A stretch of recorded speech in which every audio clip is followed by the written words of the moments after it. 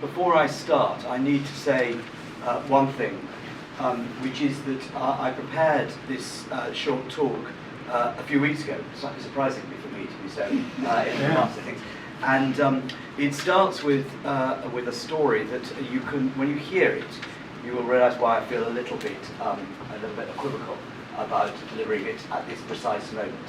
But I think and hope that you will be able to take it in good part and realise that it's offered with a deep sense of respect, even with a little bit of humour as well. I've called this talk Godly and Decent Order, the Book of Common Prayer in the Age of Choice. The place, a quiet and beautiful country parish church. The occasion, an 8 o'clock celebration of the Holy Communion according to the prayer book rite. The celebrant, a young curate just a year into ministry, perhaps 2 weeks only in priest's orders. What could possibly go wrong? Well, not much, provided you're prepared to blink at a relatively minor liturgical error in one so inexperienced. The curate presided faultlessly, save for omitting the collect for the sovereign. That follows the rehearsal of the Ten Commandments and precedes the collect for the day. An unfortunate error, of course, but understandable. None of the common worship orders, nor the ASB rites, nor the so-called series that preceded them, nor even the 1928 proposed revision having retained this prayer. But hardly a hanging matter. Were it not for one other possibly relevant fact that I've not yet mentioned, which is that the church warden of this parish church, a godly and faithful person who had fulfilled that role for a great many years since she had inherited it from her mother, also happened to be a lady in waiting to Her Majesty, regularly worshipping alongside the Supreme Governor as well as being in the loyal and firm habit of praying for her. Mercifully, the wise warden held off from remonstrating against this mistake until after the service. But when the time came, she was not slow to make the point. "Hilary," she said at the door to the young curate, "you didn't pray for the Queen." "I'm terribly sorry," came the reply. "I didn't know she was ill."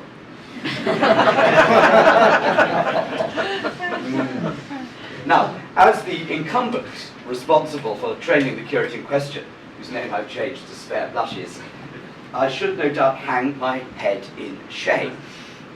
But I can't help but feeling rather impressed by the quick-wittedness of her reply, especially as I'm convinced that it was motivated neither by impertinence nor republicanism, but merely instinct.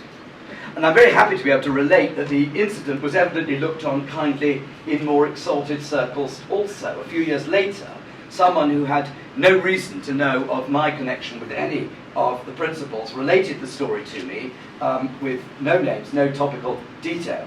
He had been a guest at a luncheon at Buckingham Palace and had heard it on that occasion amid considerable merriment from none other than His Royal Highness the Duke of Edinburgh.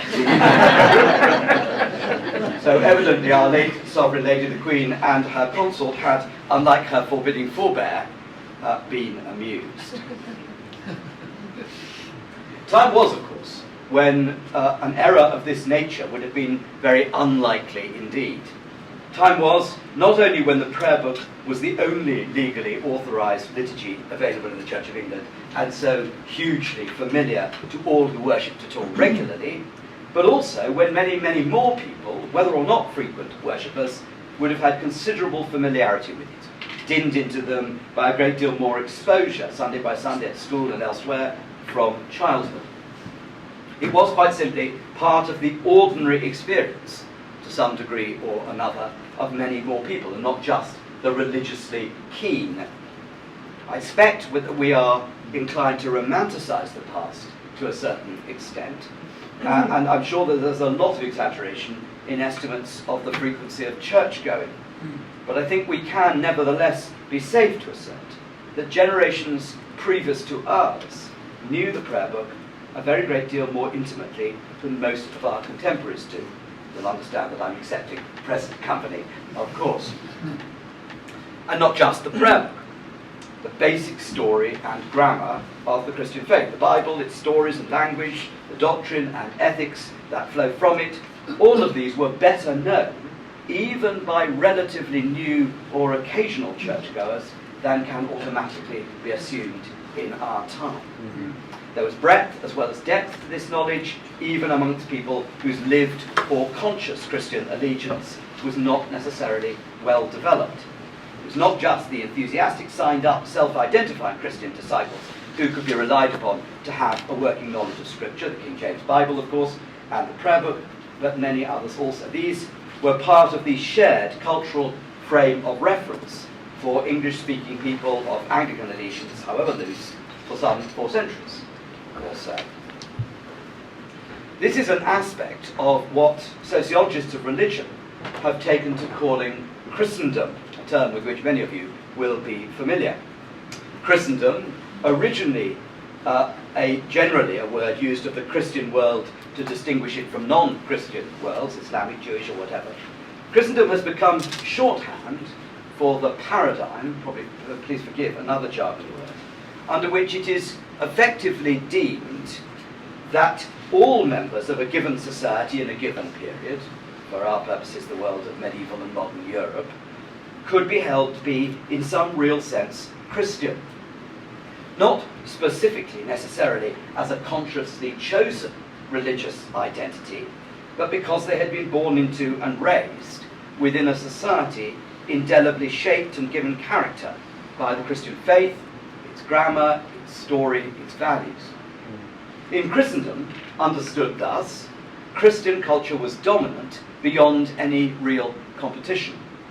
And as Tom Holland has very effectively argued in his 2019 book, Dominion, it has left a powerful and influential legacy in European and North American patterns of thought, political and social institutions, and even what modern thinkers have come to describe as universal human rights.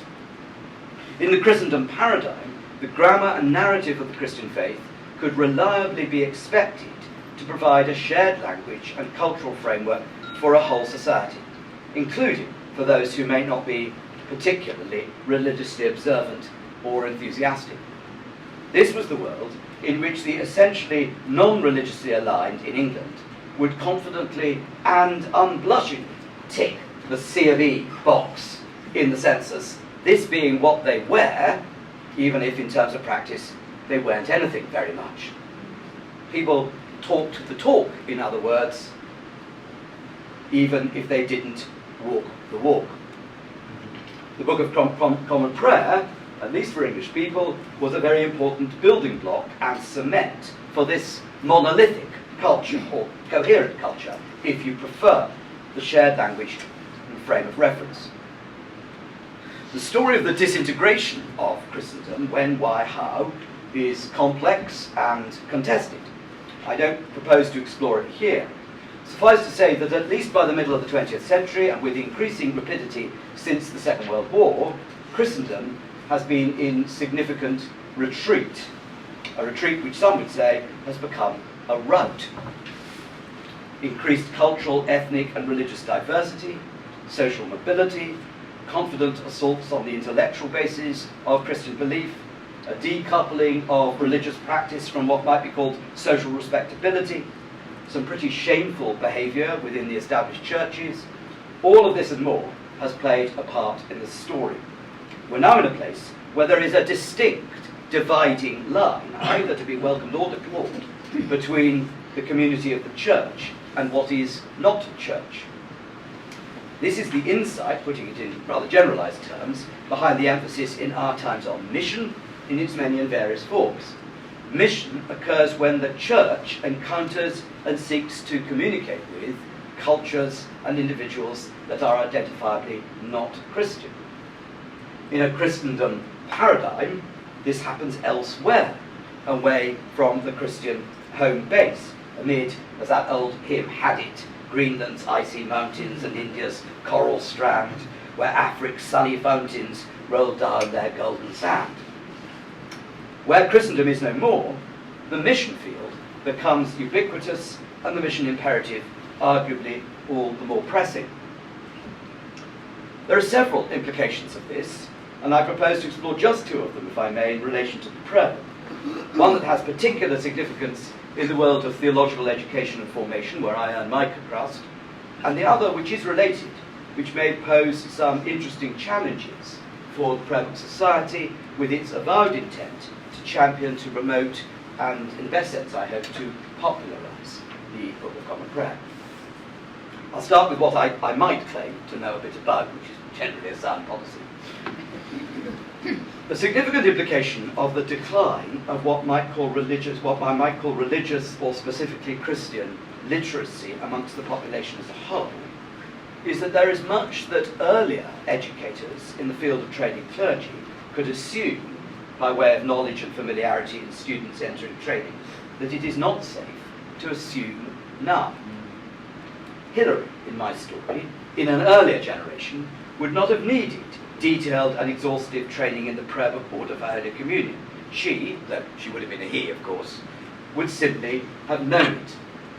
Not, of course, necessarily its history, its theology, its significance for mission or Christian education or devotion. These things would still have been part of the theological college curriculum in some form, but the basic shape, what elements followed which, including when the sovereign was prayed for, this would very likely be something that could be taken as read. The modern Hilary, including the bright and devoted young priest in my story, has not necessarily had that kind of grounding, either in the prayer book or necessarily any other publicly authorised liturgy, or in a great deal more of what we might call the basics. Long gone are the days when a significant proportion of children attended Sunday school to be instructed in the faith, or even when RE in school essentially consisted of scripture knowledge. You'll understand that I'm not offering any particular comment on these developments. I merely offer them as observations. In some respects, there are aspects, if not to welcome, certainly to be impressed by. For an individual to experience, to hear, to test, and to be obedient to a vocation to public ministry, when they have comparatively little grounding in the detail of the faith, the institutional church, or the culture that goes with it, is no mean achievement. And a more diverse cadre of ministers, which one may hope to be the result, is surely a good to which to aspire. I very well remember a friend of mine at university asking me, when he discovered that I was considering taking holy orders, how many clergy there had been in my family. Only a single uncle by marriage, in my case, as it happens.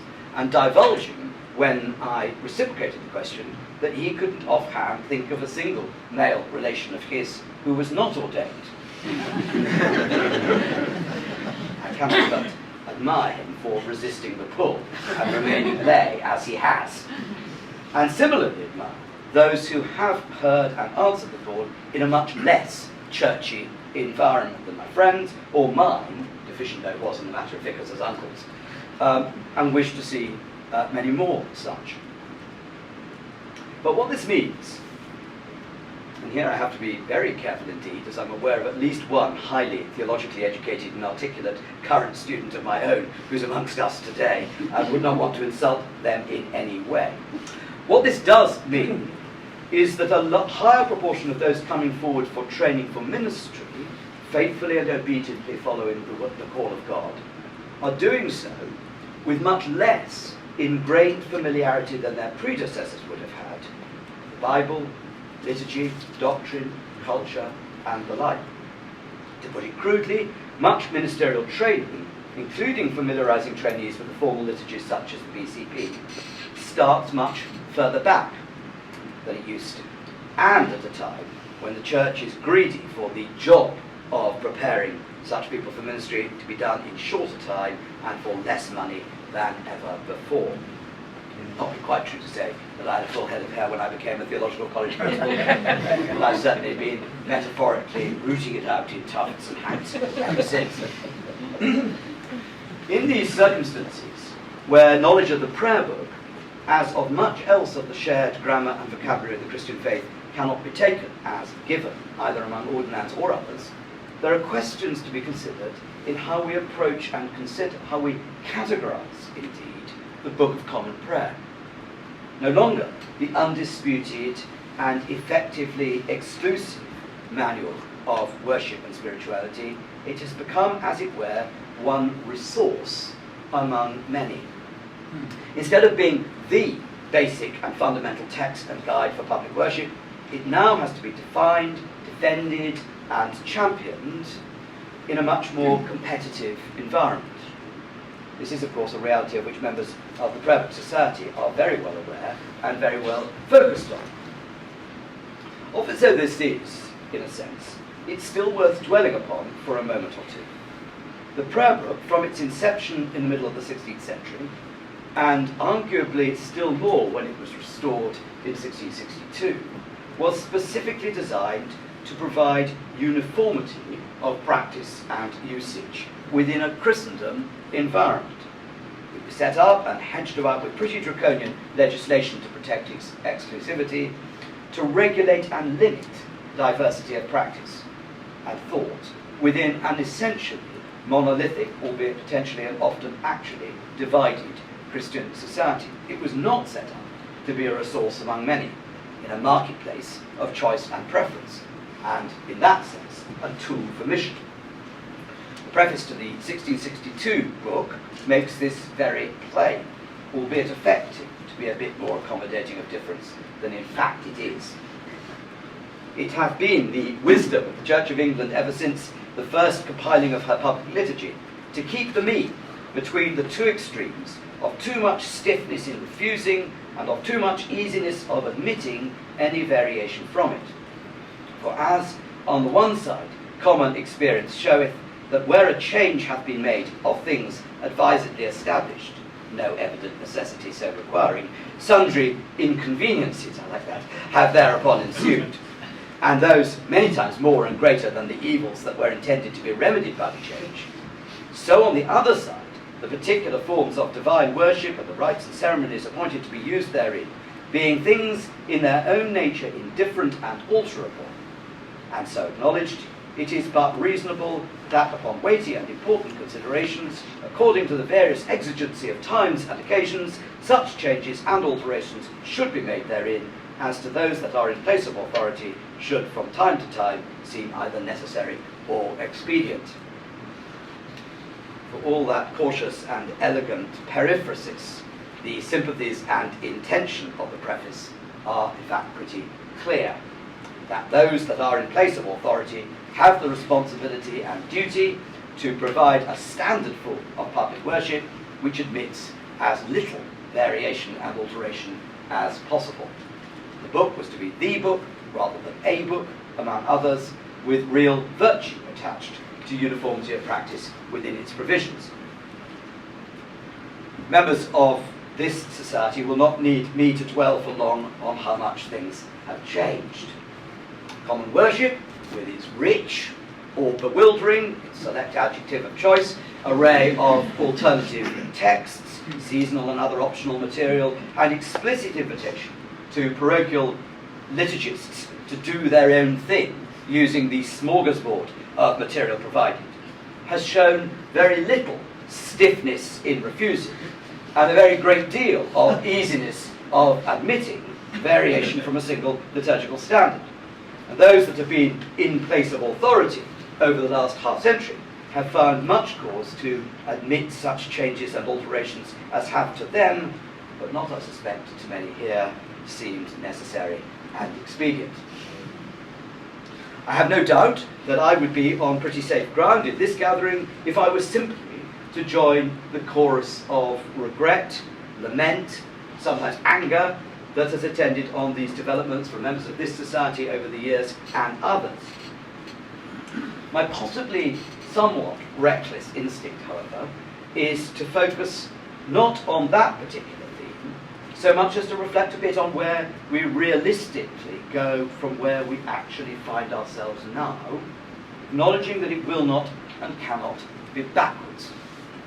Rather than a conclusion, therefore, I might make so bold as to leave you with some prompts to further thought about how, in terms of my title, Godly and Decent Order, the Book of Common Prayer in the Age of Choice. We may develop our thinking about the prayer book in the context of a world that welcomes and appreciates choice and variety in ways that the framers of the prayer book most certainly did not. The world of the third decade of the 21st century is very, very different from that of the seventh decade of the 17th. That much is undeniable, however much you do or do not accept the collapse of Christendom as a helpful organising narrative. It would be very foolish and tedious to attempt a lengthy summary of the differences, but let me simply reiterate a couple of the implications of what I've said already. The Church, for us the Church of England and Christianity more generally, needs to operate very differently in terms of how it communicates, how it draws people into the worship of God, which is surely its primary purpose, from which all else, by way of service, witness and evangelism, flows. How it does its mission, in other words, in the diverse, competitive, questioning and febrile circumstances of contemporary culture. We are no longer about charting the way in which the common, unquestioned and effectively universal Christian identity shared by all should be regulated for the best. The exigency of our times and seasons, in the terms of the 1662 preface, calls for a very different kind of engagement, with sharper apologetic, more sympathetic and well-attuned dialogue, and a more explicit recognition that choice is much more of a universally recognised good than the framers of the preface would have appreciated. The task is different, and so the way we use the tools must needs be different too. I'm emphatically not saying, please note, that the tools themselves need to change, and certainly not that the BCP has no place in the missional kitbag of the contemporary minister. This perhaps was the mistaken assumption of those who championed liturgical reform in the last century, in the belief or expectation that new liturgies as such would stem the rapidly ebbing tide of Christendom. I do not believe that the Book of Common Prayer is a period piece, a kind of museum curio, like a vintage car, of amusement to those who like that sort of thing. But I do think that aspiring to a time when it can be restored to a monopoly position, or something like it, within the liturgies of the Church, is probably a lost cause, and possibly for the reasons I've tried to give here, understandably so. The task, therefore, is to promote it and hope to win appreciation for it in the context of that bewildering or rich array of other resources to which I've made reference. No longer assumed to be known and loved, it needs to be intentionally promoted. This is why I welcome so much of the educational initiatives your society has been undertaking in recent years, not least in terms of outreach to ministerial students such as mine. Free gifts of the book itself, with good quality materials about how it can be used, including the occasional offices as well as Matins and Evensong and the Holy Communion, are an excellent strategy and, in my experience, much welcomed by ordinands. The little red pencil erasers marked for undoing those things which we ought not to have done go down well also. In fact, I used them while I was writing it. Exposing ministerial students to good practice in relation to the prayer book as practically used is also vital, and I'm always delighted when we're able to place students, either for parish placements or for curacies, in places where the BCP is used confidently, stylishly, and with imagination. I don't tend to think about prayer book parishes. I tend to think about places where the prayer book is used confidently, stylishly, and with imagination. The same, of course, is true in all sorts of other considerations and other aspects of ministerial activity. It's important to place people where there is good practice in worship, in a range of styles and cultures, in pastoral care, in preaching, in practical theological reflection, in social outreach, in parochial administration, and so much more. There is, in a sense, nothing specialised about the prayer book as such. I would maintain you might want to come back at me about that.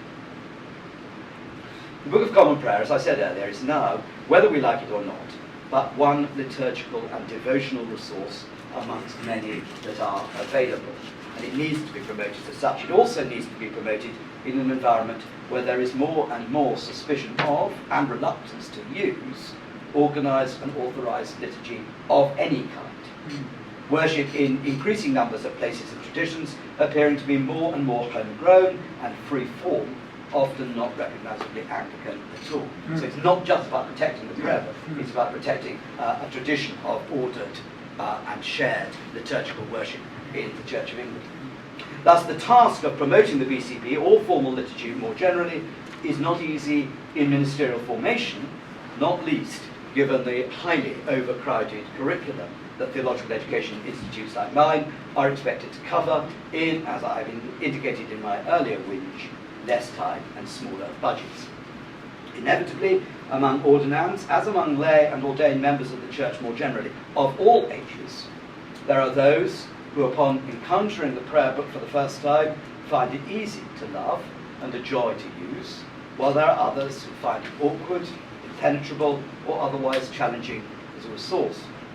Our task in the colleges and courses, I would maintain, is not to attempt to teach people to love the book as such, any more than it is to inculcate any particular feelings about any particular resource, but it is to ensure that this vital, literally vital, living jewel within our heritage is something that students are familiar with and understand, so that it can be used confidently and respectfully in the complex and pluralist circumstances of modern ministry. In this aspect of our task, I hope, I believe, and I am delighted that we can look to the Prayer Book Society as an ally and a support in an enterprise which will be less about preserving one aspect of our inheritance as a special case, so much as allowing it to inspire and play its part in our ongoing missional engagement with the contemporary world that we're called to love and serve for the sake of the gospel. And, by the way, Hilary did not, so far as I know, make the same mistake again.